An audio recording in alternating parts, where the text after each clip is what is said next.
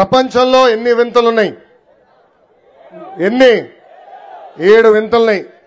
కానీ ఈరోజు కొత్త వింత వచ్చిందండి, 8వ వింత. అదేంటో తెలుసా?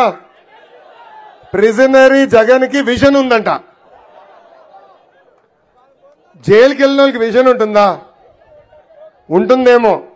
దేంట్లో ఉంటుందో చెప్పాలి.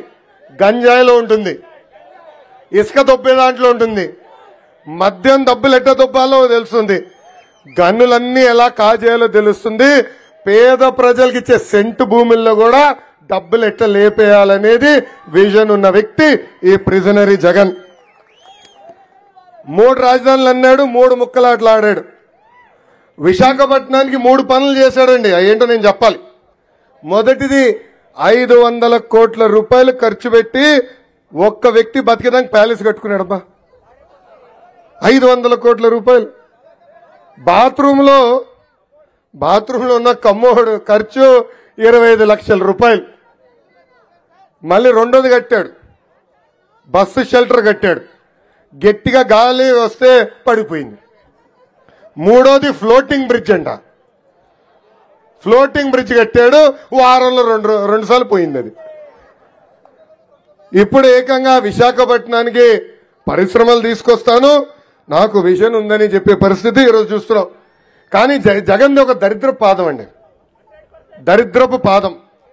విశాఖపట్నానికి నేను వస్తానంటే ఏకంగా ఎల్జీ పాలిమర్లో గ్యాస్ లీక్ అయిపోయింది. రెండోసారి వస్తానంటే అక్కడ ఉన్న ఫ్యాక్టరీ రియాక్టర్లు పేలిపోయినాయి.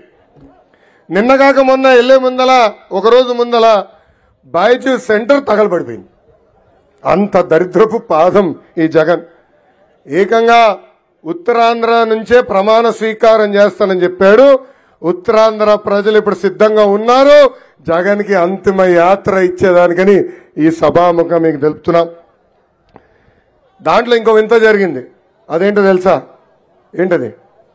గ్రాఫిక్స్ తో ఒక కొత్త భవనం చూపించాడు అక్కడ, చూసారా? అది వాళ్ళకి బ్రాండ్. అది ఏంటది? కోడికత్తి బ్రాండ్. రాత్రికి రాత్రి జగన్ ఒక డిజైన్ చూపించాడు. నేనే ఆశ్చర్యపోయా, అబ్బా ఎక్కడొచ్చిందిరా ఏడి అని. అప్పుడు నా పిఆర్కి ఫోన్ చేసి, రే కనుక్కో ఎక్కడి నుంచి వచ్చిందిరా ఇదని అడిగా. అప్పుడు చెప్పాడు, సార్ సాక్షి ఆఫీస్ ఫోన్ చేశాడు, ఇమ్మీడియట్గా ఒక గ్రాఫిక్స్ పంపించండి, విశాఖపట్నం ప్రజలు చూపించాలని. వాళ్ళు పాపం సాక్షి వాళ్ళకి ఏం తెలుసు, కోడికత్తి తప్ప. మా సాక్షి వాళ్ళు ఉన్నారు ఇక్కడ? లేదా, రాలేదు. అయ్యో పాపం, నేను జీతాలు కట్టట్లేదు వాళ్ళకి పాపం ఏం తెలుసు, కోడికత్తే తెలుసు. 2 కోడికత్తెలు కలిపి అదొక డిజైన్ చేసి పంపించే పరిస్థితి ఈరోజు చూసాం. ఏకంగా దానికి ఎంత డబ్బులు ఖర్చు అవుతాయి కూడా చెప్పే పరిస్థితిలో ఈ రోజు ఈ ప్రభుత్వం లేదు. ఇంకో ప్రశ్న వేస్తున్నా మీకు, చిన్న క్విజ్. రెడీనా? బాబాయిని లేపేసింది ఎవరు? అరే ఆగండి ఆగండి ఆగండి, ఆప్షన్లు ఇవ్వాలి. బాబాయిని లేపేసింది ఎవరు? మొదటి ఆప్షన్ జగన్ రెడ్డి, రెండో ఆప్షన్ అవినాష్ రెడ్డి, మూడో ఆప్షన్ భాస్కర్ రెడ్డి, నాలుగో ఆప్షన్ పైన ముగ్గురు. చేతులెత్తి చూపించండి, చేతులెత్తి చూపించండి. ఏ ఆప్షన్? నాలుగో ఆప్షన్.